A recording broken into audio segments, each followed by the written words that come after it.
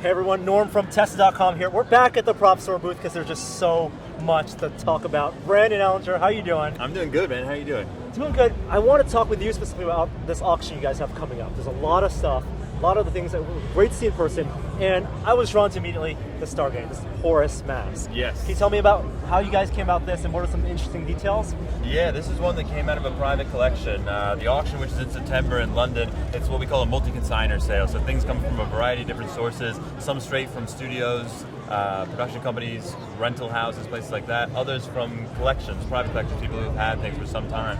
And I believe that's where this one came from. It's been in a private collection for a while. We were very excited to come up with it because we haven't had one of these for a number of years. And I mean, how awesome is that thing? It's huge. And this was made for the original movie and then reused in the SG-1. Oh, it was reused in SG-1. Yeah. Awesome. So double screen use. That's right. Yeah. It's double bang for the buck there. Wow, I look at it and it reads as metal on the screen, but yes.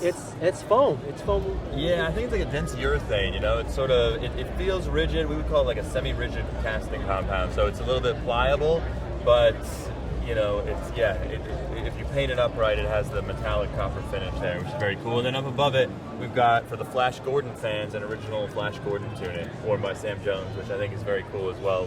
We've had some interest in this one, especially with it being up front and center here at the booth. And you guys have so many shelves here. Let's go check out another shelf and look at those props. Let's take a look. Now, in addition to costumes and props, there are other things from productions of films that you guys have part of this auction.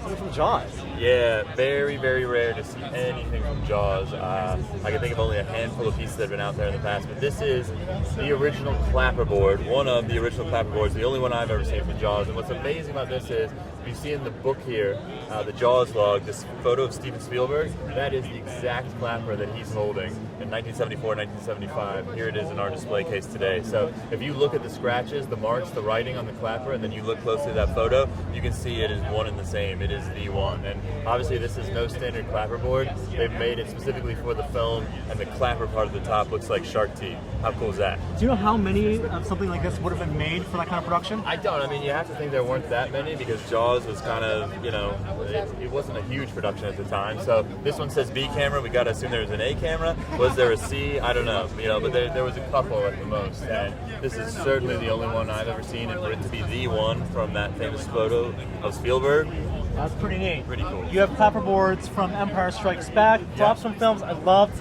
the Batman. This is like something that definitely got a close-up in the movie when he does the remote-controlled Batarang, where he's fighting all the Penguin's henchmen. Yeah, it was sort of an upgraded gadget for the second film, right? Because in the first one, he just had that one that sort of folds out, and you throw it, and you get the guy's ankle. Now it's electronic, so, Right, he programs it, throws it, and it kind of tracks it as it hits all the henchmen's heads. It takes down his enemies, it's a smart bomb. Smart battery, yeah. And of course, Gizmo. Now, we've seen a lot of Gremlins props. Yes. And what always shocks me is the ones from Gremlins 2, made by Rick Baker, yes. Of course. So detailed. Yes, yeah, and Gizmo just such a favorite. I mean, the Gremlins are wonderful, but who doesn't love Gizmo? It's just sort of, I think it's his adorable face. People just can't resist it, So this is a stand-in Gizmo. You can see, when you guys can't see, when you go to the B-roll, you see on the back of the head is sort of a blue screen rod that a puppeteer would use just to crank his head back and forth, get a little bit of life out of it on set there. We had a couple of Gizmos in the past, a few years ago, that came straight from Rick. This came from another source. It's the first one I've seen available for sale in 5 years or so we're excited to have it. And you also have things from like AVP, face huggers, and masks. Yeah, these are also in the September live auction in London. This is a special effects face hugger puppet from Alien vs. Predator. I believe it has air bladders in the sacks there, so the puppeteer can inflate it and it brings it to life. Scar's mask. This is a very cool fiberglass helmet from the first AVP film. We've got a bunch of fun stuff in the case here. Mask of Loki, the Jim Carrey film The Mask. That's just the one that floated up out of the treasure chest in the opening of the film. Made out of a lightweight material so that it floats in water. Jurassic Park. If you're a Jurassic Park fan. Yeah, and your license plate. License plate, very classic. I'm looking at Club Obi-Wan, that menu from Indy 2. Yeah, that was made up, of course, for the opening of Temple of Doom, where they have the whole sequence in the Club Obi-Wan. And I think we've seen a few things like that before. We had a couple of matchbooks before, Club Obi-Wan matchbooks. But the menu, hey, that's fun, right? Yeah, when we visited your offices, you have teams of people like scrubbing through Blu-rays, looking for places where these props appear. Yeah. You have archives of production photographs. That's where we're going to find them.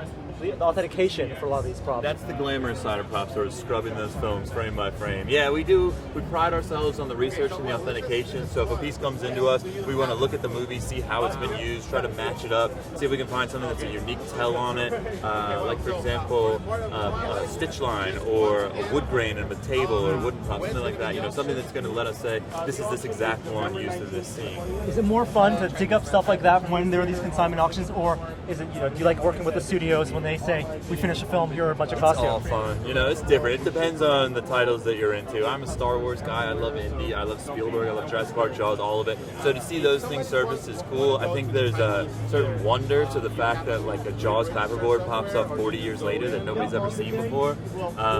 Working with the studios, modern productions, very cool as well. There's a lot of great entertainment being made. We love watching it. We love selling the material from it. But it's a little bit more of a straightforward process. The company's roots are a little bit more in the treasure hunting side of it. And it's just so cool to see something pop up that's been in a cardboard box for 30 years that nobody knew existed. And on the side, I know you have a book coming out. Yes. A Ralph Mcquarrie art book. Thank you for the plug. Yeah, Star Wars art Ralph Mcquarrie is out this September, late September, and it is 800 pages of Ralph Mcquarrie goodness. It's essentially every piece of artwork that Ralph ever did in the Star Wars realm.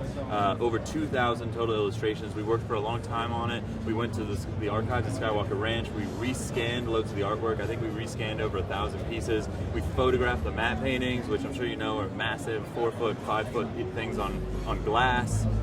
So it's the best this artwork's ever looked. Some of it people have seen, some of it they haven't. Some stuff has never been published before.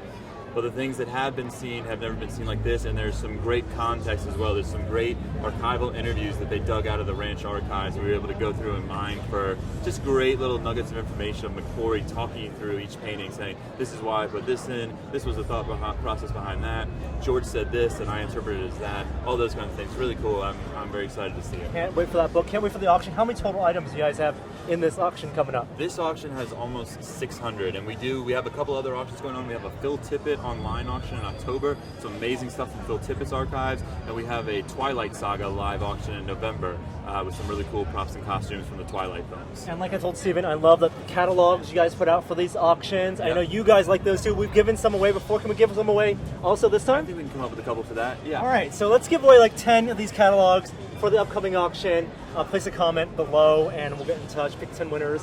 Thank you so much, Brandon, Hey, thank for you. sharing with Always good these to see you, wonderful man. stories. Have a good show. See ya.